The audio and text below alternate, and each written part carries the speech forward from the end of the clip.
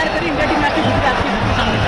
मैंने जब सुना like 2 days ago when they announced it, I've been waiting since then. I planned all my work accordingly so I could be free for this. ये जिस प्रकार की भीड़ दिख रही है, आपने इससे पहले भीड़ कब देखी थी? Kabhi nahi, I've never seen something like this. It's totally crazy, and it just shows like the true spirit of India, how we all are together for cricket.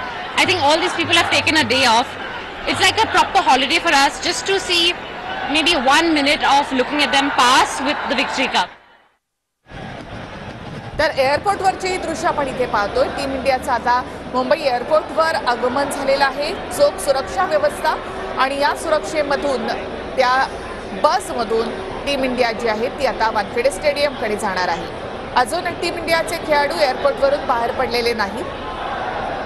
विश्वविजेत्या team इंडियाचं एअरपोर्टवर देखील स्वागत केलं जाते.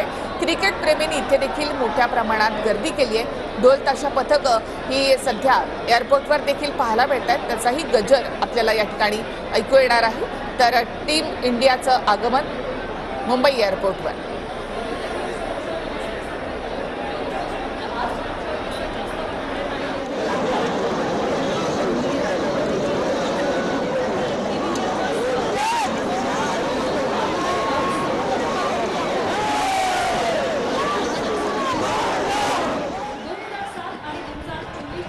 विश्वचषकाचं विजेतेपद जे आहे ते टीम इंडियाकडे आलेलं आहे आणि त्यांचं सेलिब्रेशन करण्यासाठी खरं तर आजचा हा विजयोत्सव 29 जूनला हा सामना झाला होता. मात्र आज हे खरं सेलिब्रेशन होत आहे. टीम इंडिया आज भारतात दाखल झालेली आहे आणि त्यासाठीच मुंबईकरांनी हे पूर्ण सेलिब्रेशन प्लॅन करून ठेवलेलं आहे. कधी एकदा ही विजय रॅली सुरू होते असं प्रत्येक मुंबईकराला वाटतंय, कारण हा अनुभव घेण्यासाठी तब्बल मुंबईकरांनी भारताने 17 वर्ष वाट पाहिलेली आहे. तर रोहित शर्माच्या नेतृत्वामध्ये टीम इंडियानं हा मोठा विजय या ठिकाणी मिळवलाय. T20 सामन्यांमधला एकही सामना टीम इंडियानं गमावलेला नाही. खरं तर टीम इंडिया खूप फॉर्मात या ठिकाणी होती. मात्र सगळ्यात जास्त फॉर्म चाललेला आहे तो म्हणजे या ठिकाणी रोहित शर्मा, त्याचबरोबर हार्दिक पांड्या, बुमराह, सूर्यकुमार यादव. अर्थात हे टीम वर्क आहे आणि त्यासाठी प्रशिक्षक म्हणून लाभलेला राहुल द्रविड योग्य वेळी योग्य घेतलेले निर्णय आणि शेवटच्या सामन्यातही क्रिकेटपटूंनी टीम इंडियानं दाखवलेली चमकदार कामगिरी आणि अलर्टनेस टीम इंडियाला विश्वविजेत्याकडे घेऊन गेलेला आहे.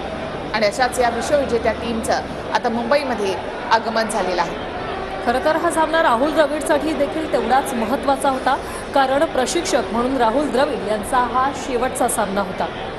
2007 साली जेव्हा भारतीय संघाच्या पदरात निराशा पडली तेव्हा राहुल द्रविडने कर्णधार पदाचा राजीनामा दिला होता आणि आज राहुल द्रविड प्रशिक्षक असताना T20 मध्ये टीम इंडियाने चमकदार अशी कामगिरी केलेली आहे. 2007 मध्ये महेंद्रसिंग धोनीच्या नेतृत्वामध्ये हा वर्ल्ड कप जिंकला होता, जेव्हा पहिल्यांदा T20 वर्ल्ड कप सुरू झाला होता. आणि त्यानंतर तब्बल 17 वर्षानंतर T20 मध्ये वर्ल्ड कप जिंकण्याचं कामगिरी जी आहे ती टीम इंडियानं या ठिकाणी करून दाखवली आहे. संपूर्णतः नवी टीम, नव्या दमाचे शिलेदार. 29 जूनला बार्बाडोसमध्ये दक्षिण आफ्रिकेचा 7 धावांनी पराभव करत हा वर्ल्ड कप टीम इंडियानं जिंकलेला आहे. आणि त्यानंतर संपूर्ण देशातच उत्साहाला अक्षरशः उधाण आलेलं होतं.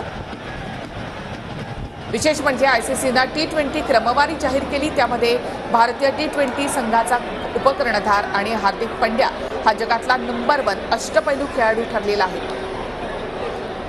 वर्ल्ड कपचे सामने असतील, IPLचे सामने असतील, त्या दरम्यान हार्दिक पांड्या याला मोठ्या प्रमाणात ट्रोल करण्यात आलं, कारण त्याच्या पदरी मोठी निराशा आणि अपयश होतं. मात्र ती सगळी कसर यावेळी T20 विश्वचषकात हार्दिक पांड्याने भरून काढलेली आहे. संपूर्ण सलग सगळ्याच मॅचमध्ये हार्दिक पांड्याची कामगिरी ही चांगली राहिली.